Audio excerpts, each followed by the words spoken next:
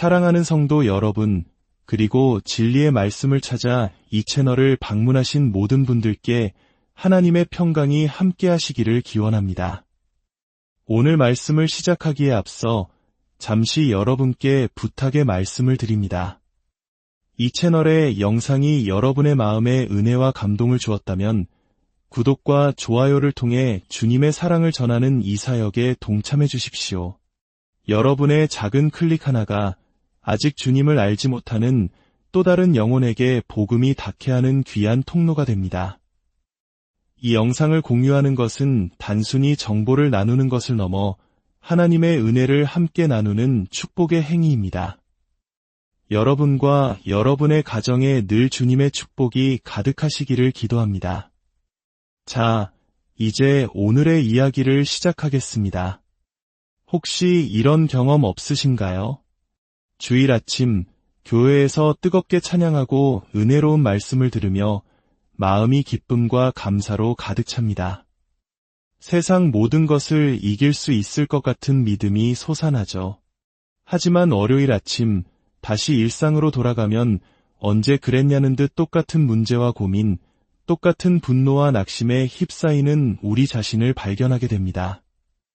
마치 주일의 나와 월요일의 내가 전혀 다른 사람인 것처럼 느껴질 때가 있습니다. 왜 이런 일이 반복되는 걸까요?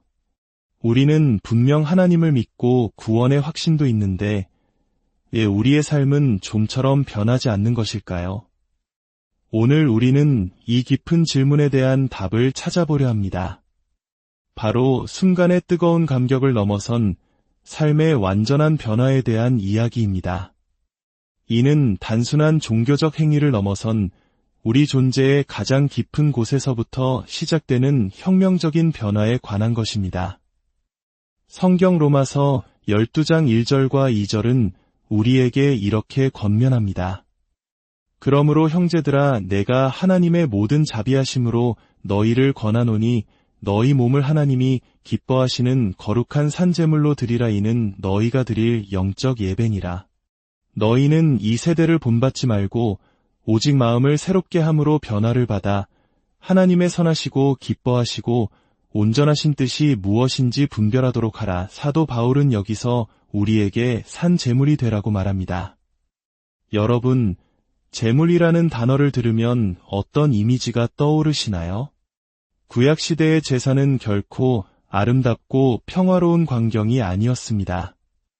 제물로 바쳐질 짐승은 제단 위에 묶여 칼로 그 생명이 끊어지고 피를 흘리며 불태워졌습니다.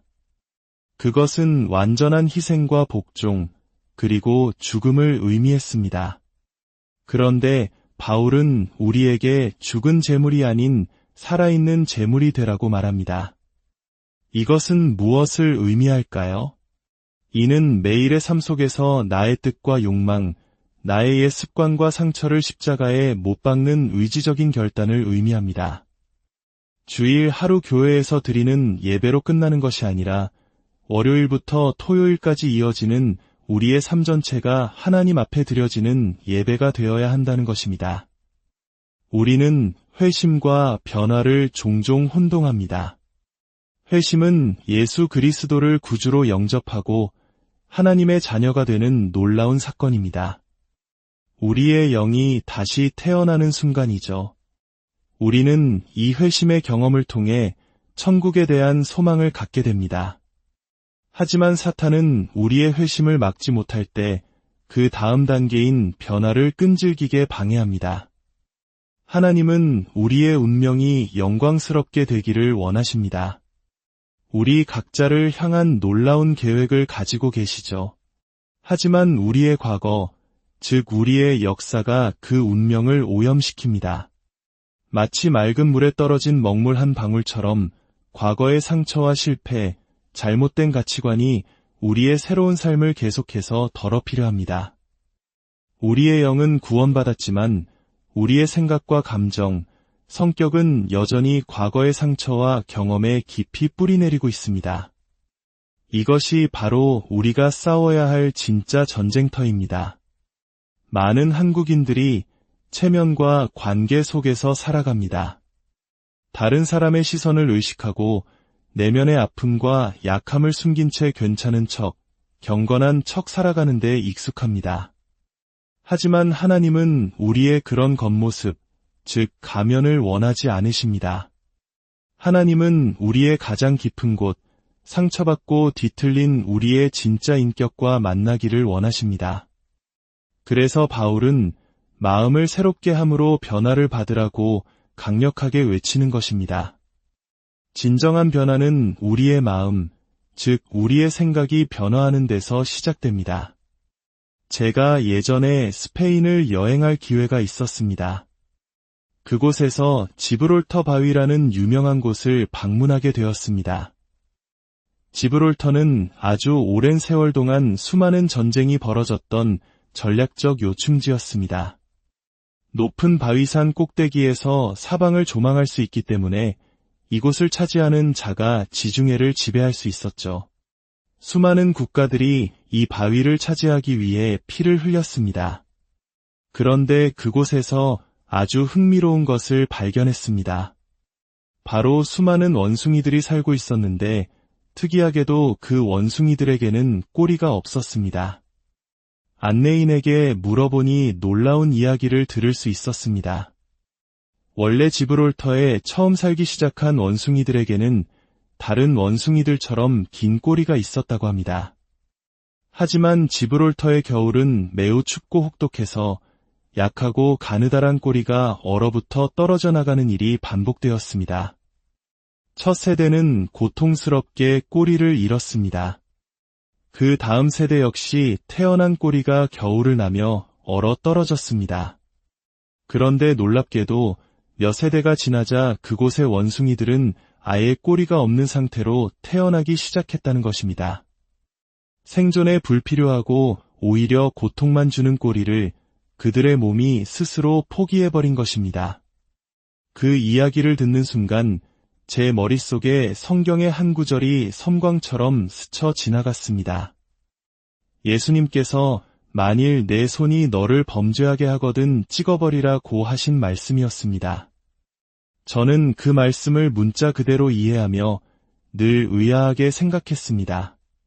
하지만 지브롤터의 꼬리 없는 원숭이를 보고 그 의미를 깨달았습니다.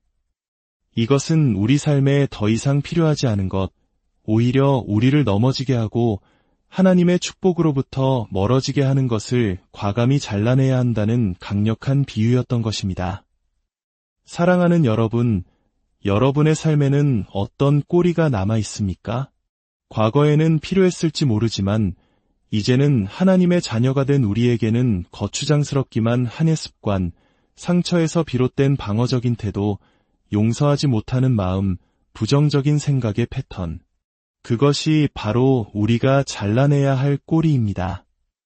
우리는 그 꼬리를 붙들고 있으면서 내 삶이 변하지 않느냐고 불평합니다. 그것을 잘라내는 고통이 두려워 그냥 익숙한 불편함 속에 머무르려고 합니다. 하지만 하나님은 우리에게 말씀하십니다. 그것을 잘라내라. 그럴 때 진정한 자유와 변화를 경험하게 될 것이다.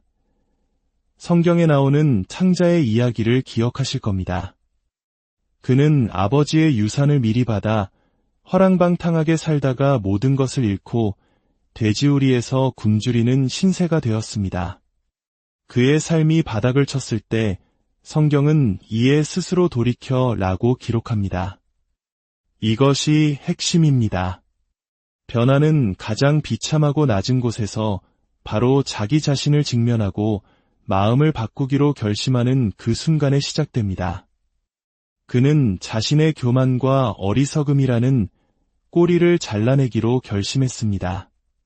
그리고 아버지께 돌아가기로 마음먹었습니다.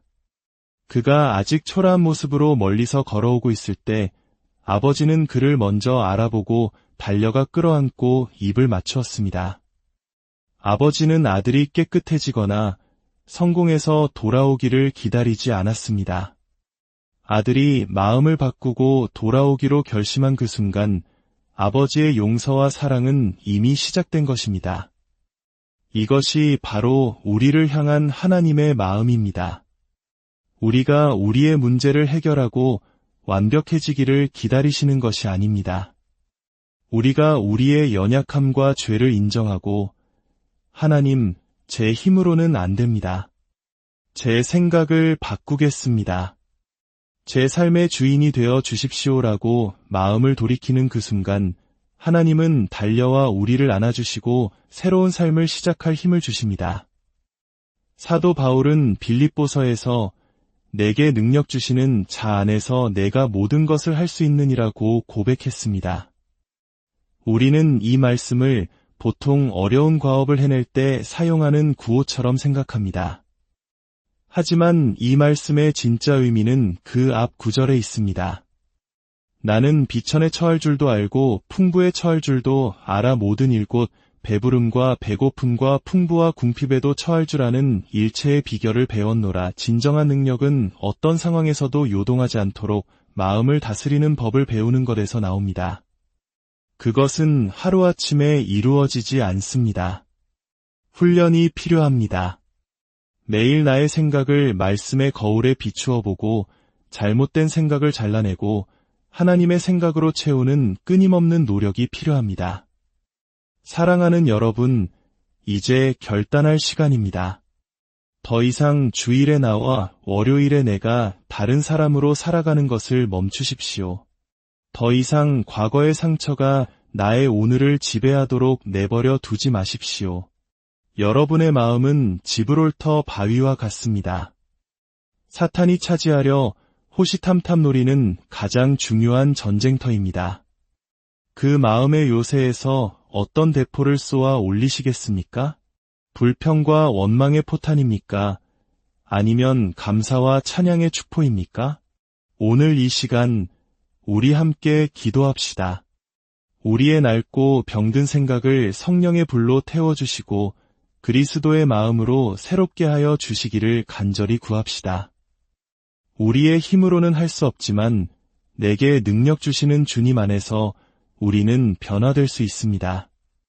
저는 변할 겁니다.